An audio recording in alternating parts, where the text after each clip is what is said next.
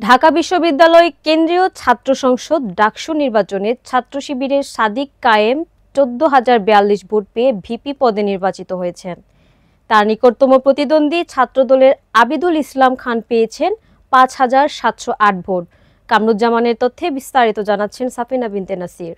ঢাকা বিশ্ববিদ্যালয় কেন্দ্রীয় ছাত্র সংসদ নির্বাচনে ছাত্র শিবিরের সাদিক কায়েম ১৪,০৪২ ভোট পেয়ে ভিপি পদে নির্বাচিত হয়েছেন। তার নিকটতম প্রতিদ্বন্দ্বী ছাত্রদলের আবিদুল ইসলাম খান পেয়েছেন ৫,৭০৮ ভোট। ভিপি পদে স্বতন্ত্র প্রার্থী উমামা ফাতেমা পেয়েছেন ৩,৩৮৯ ভোট। আরেক স্বতন্ত্র প্রার্থী শামীম হোসেন পেয়েছেন ৩,৮৮৪ ভোট।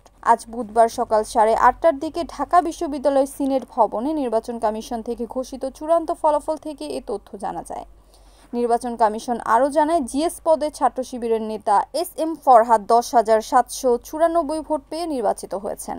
তার নিকটতম প্রতিদ্বন্দ্বী ছাত্রদল নেতা তানভীর বারী হামিম পেয়েছেন ৫,২৮৩ ভোট। এছাড়া প্রতিরোধ পরিষদের মেঘ মোল্লার বসু পেয়েছেন ৪,৯৪৯ ভোট। এছাড়া এজিএস পদে ছাত্র শিবিরের নেতা মোহাম্মদ মহিউদ্দিন খান ১১,৭৭২ ভোট পেয়েছেন। ছাত্রদলের এজিএস প্রার্থী তানভীর আল হাদিমায়েত পেয়েছেন ৫,০৬৪ ভোট। ফলাফল ঘোষণা করেন চিফ রিটার্নিং কর্মকর্তা অধ্যাপক মোহাম্মদ জসিমউদ্দিন।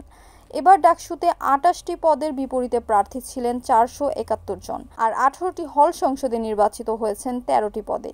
এই সংসদের ২৩৪টি পদের বিপরীতে প্রার্থী ছিলেন ১,০৩৫ জন।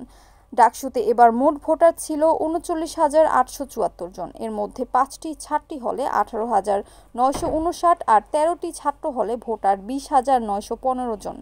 Kamruzzaman Kamrul, NAN TV, news desk.